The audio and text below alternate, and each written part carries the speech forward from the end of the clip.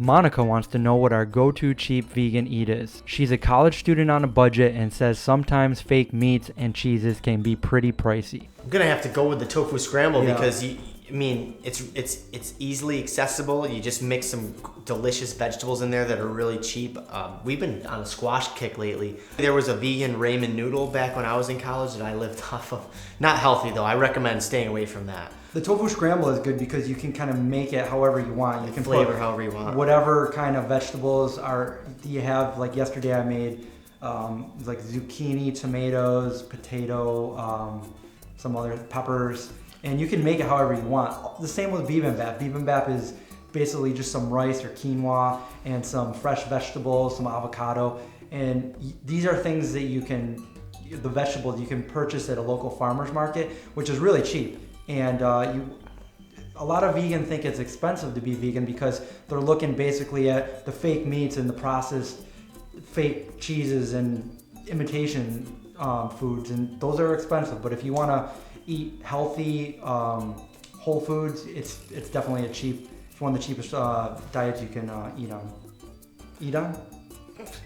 Julio says he buys cauliflower all the time, but it ends up going bad because he doesn't know what to do with it. Do we have any suggestions? Well, we have a great Cauliflower Bites recipe. There's buffalo cauliflower that you can make. Something really quick and easy, and we have a video for it, so check that out. David writes, how do we fight the urge to cheat and eat non-vegan? Well, I can say after being vegan for over 20 years, I do not have any urges to cheat. Maybe if you do have the urge to cheat, you could start thinking about what it actually is that you're eating. Basically anything you can think of that is non-vegan, you can make it in a vegan way. They didn't have all that when we first went vegan over 2 decades ago, but now there's so many different products out there. Stephanie wants to know how we deal with haters. Usually we either ignore their comments or we reply to them with positive feedback, and sometimes it sways them over to not hating anymore. Other times you just really can't let it get to you. And just remember that you're not alone out there. If somebody's hating on you just for being vegan, there's a million other people that are just like you that feel the same way that you do. So let it go in one ear and out the other. That's the best way. Laugh it off, because it's the ignorance of other people that they don't really know how to comprehend the fact that we're vegan. So they like to pick on us. A lot of times it's funny to them. I don't think they mean it maliciously, but some people do mean it maliciously. And the best way to do it is just think that you're not alone in this. You're not the only vegan out there, and there's a bunch of people that hate you for it. We're in this together. So just go to the Vegan Zombies page and we won't hate you. We'll spread the love. Crystal wants to know if we thought about adding more raw vegan dishes to our diet, and if so, can we do some videos on it? Yes, absolutely. I've actually been eating mostly raw vegan for the past 2 years, not completely, but I eat a lot of raw foods, and start the day off with a raw smoothie, and I make juices. The bibimbap is awesome because there's a lot of raw foods in there, but it's also mixed with some cooked food. And I like to promote just the basic whole plant-based diet, staying away from a lot of the processed foods. I eat whatever I want as long as it's vegan. I'm not vegan for health reasons. However, I've been trained in raw foods, so we have a bunch of raw food recipes. We have brand new dehydrator to use. We have a blender. We have a juicer. So we are going to be, I love to promote, I like to do spring cleaning in April and May.